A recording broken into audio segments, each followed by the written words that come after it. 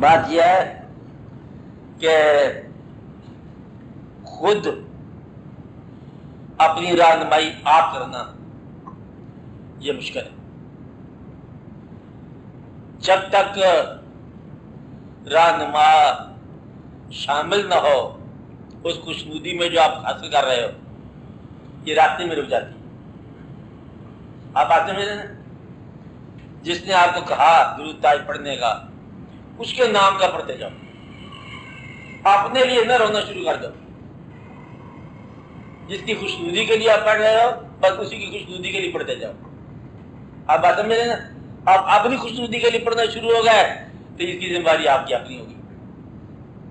اس لیے جس نے آپ کو کہا اسی کی خوشی کے لیے آپ پڑھتے جاؤ. اور درود تاج کہا آپ پڑھتے جاؤ. کیوں پڑھ رہے ہو؟ کہتے یہ حکم ہے میں پڑھ رہا ہوں. جس نے حکم دیا کہتے حکم دینے والے نے دیا میں پڑھ رہا ہوں. آپ بات میں نا، خود نہ پڑھنا، اپنے لیے پڑھتے ہو تو پھر اپنی ذمہ داری پہ. یہی ہمارے یہاں دقت ہوتی ہے. جیسے میں پہلے بتایا کہ وظیفے شروع کر دو، خود اپنے لیے نہیں، اپنے لیے کوئی چیز نہیں. توجہ کو مرکوز کرنے کے لیے اس کا امر چاہیے.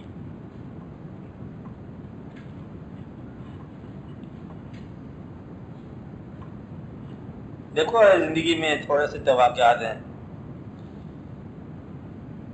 بس اتنی بات یاد رکھو کہ جب آپ نکلو تو اللہ کا دستاویز ہمارے ہاتھ میں ہونی چاہیے. بس زندگی سے جب نکلتے ہیں نا تو اللہ کا کوئی پروانہ ہونا چاہیے کہ میں جی اپنے علاوہ کوئی تعلق لے کے آیا بس. اور پھر آپ محفوظ ایک تعلق جو ہے نا فی سبیل اللہ ہونا چاہیے.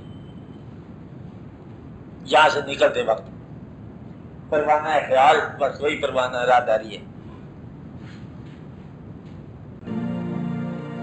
تو طریقت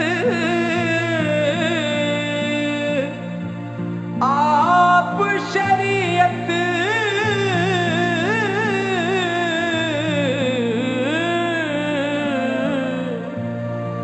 نام نویں کیوں رکھیے اللہ مالک اللہ خالق کی ہوا نوں چکھیے اللہ مالک اللہ خالق کی ہوا نوں چکھیے. کالی کملی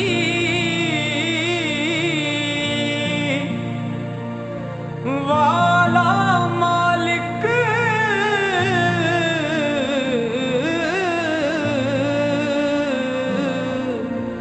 کن تو نال ہی رکھیے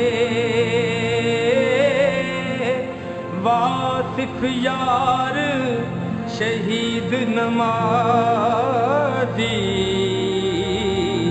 کی جانن وکھو وکھیے واصف یار شہید نمازی